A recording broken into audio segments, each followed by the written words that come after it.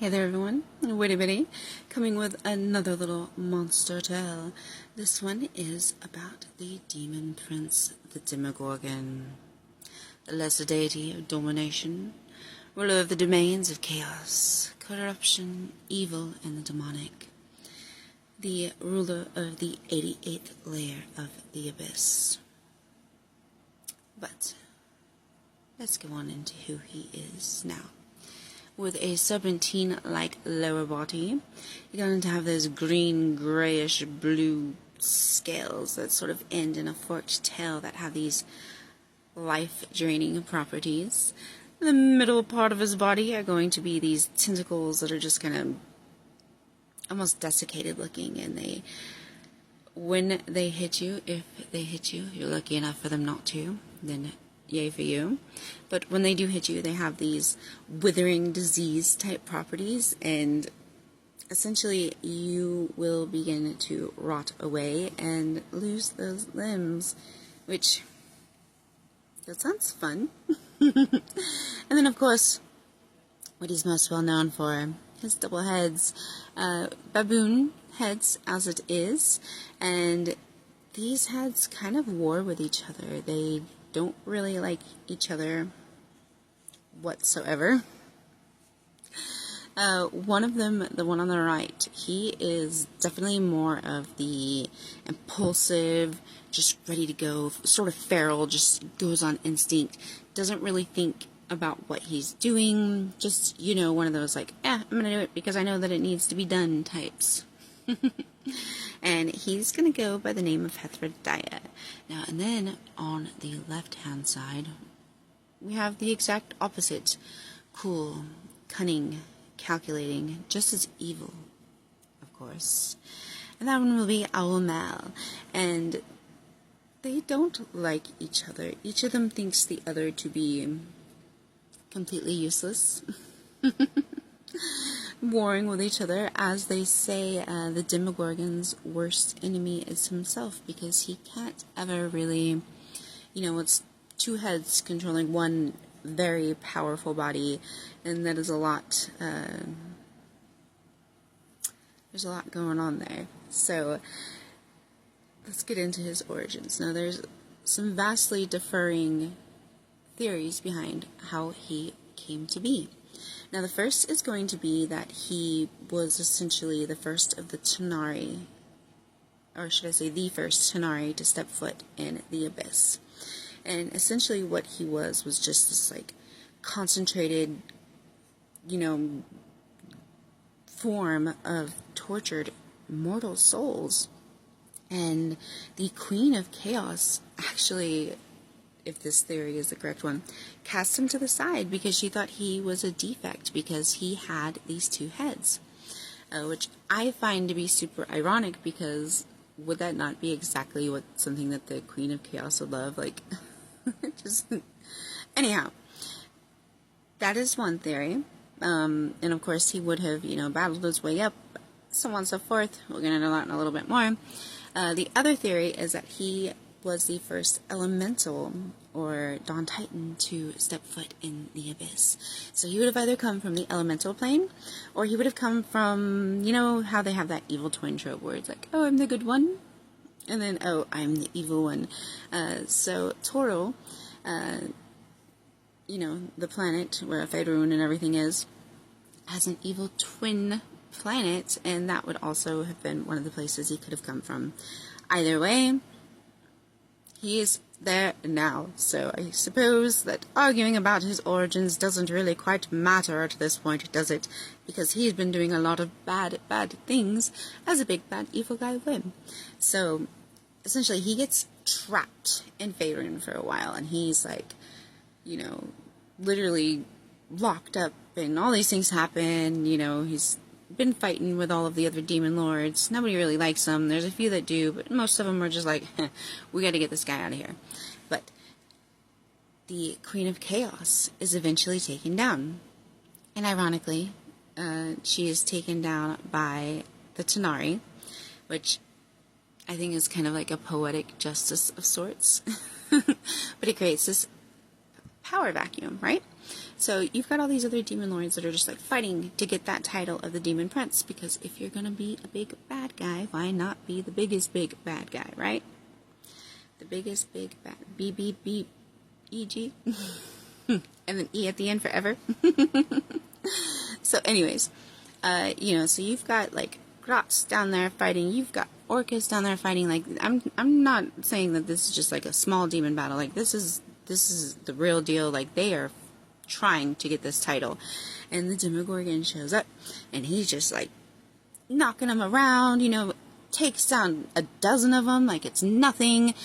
You know, he's got that withering touch, he's got that life draining properties. Like, he's doing the thing, okay? Like, he's not coming to play, he is coming to get that title. He has come out of exile, he's come out of imprisonment, he is ready to be crowned as the Prince of Demons. And, you know, he's so ferocious and just so terrifying that eventually all the other demons are like, you know what? We're good. We didn't really want this title anyways. We were just holding the place for you. Here you go, man. Take your crown. Take your crown. We're fine. This is all you, buddy. Congratulations. And they kneel down to him and are, you know, now he's the Demon Prince, which gives him even more power than he already had. So he's just like doing all of his things, doing all of his bad stuff, rolling in his lair. And his lair is, again, the 88th lair, right? And it's called the Gaping Maw. Now, this is mostly an aquatic place, and there is a landmass that is pretty large, and it's more like a tropical jungle type of place, which makes sense, you know, he's got the baboon, all that stuff, you know, so yeah, I mean, it tracks. So, anyhow, he is just, like, ruling this place and doing as demons do, and all of that, and he has this fortress, and it's partially submerged in water because he does control like krakens and whatnot, and I'm guessing if the first theory is true and he actually was sort of like an experiment by the Queen of Chaos, then it kind of makes sense that later in his life he would start doing all these really messed up experiments. So, you know, he's creating things like chimeras and ettins, and just, you know, he creates this plague on the land, and it's scale pox cloud, which obviously sounds pretty terrifying. You don't want anything to do with it, and he just does it just because he can, you know. And he's like keeping all these things that he's creating and using them against other people. And, you know, at one point he actually finds a paladin and convinces the paladin to break his oath and become the first ever Death Knight, which, you know, anyone that knows anything about those know that, you know, there's a lot going on there. And let's see, that was Saint Kargath. And Saint Kargath went on to, well, he was a Death Knight. Maybe I'll have to do a video on this. We'll have to see. But anyhow, so he has obviously not been the best of people, and his followers that he has can't decide which head to worship. Do they want the smart and cunning one, the one that's going to plan out the actions, the one that's going to, you know, really decide what's going on, or do they want the one who's just like impulsive and like ready to go and like, let's have a fight? So when they try to summon him, they'll get an aspect of him, a temporary aspect, but it doesn't have the full powers, can't ever quite do what they'd like it to do, just because, you know, no mere mortal can summon a demon, especially the Prince of Demons. So, my reason for all that is I'm actually going to be doing one shot, and I think it's really a good idea, and this is for all you other GMs out there. My idea is that the followers kind of finally get together and they're like, you know what, let's worship both heads. Why not? They're both, you know, pretty much the same thing. Why are we only worshiping one? And I have this really cool astral plane map that I've been wanting to do something with. I do use animated maps, and this one has like a really cool portal, and I'm like, what am I going to do with it? What am I going to do with it? I've run so many ideas through it and put different monsters in there. None of them ever really fit. And then I put the Demogorgon in there, and his trusted lieutenant, the Balafos the Mad, just the most feared Bala of all times. And I'm going to have them battle both of them. I don't know if it's going to be at the same time or not. But essentially, yes, because I figured if they're worshipping both heads, why not be able to draw forth both heads? And that's one of the reasons I kind of put it in the astral plane too, because I was like, I don't know that on the material plane they'd probably get along with us, but you know what, it's the astral plane. Some weird things go down in space, man, let me tell you. So I just think that is a great idea. But more than that, I wanted to go on about another monster.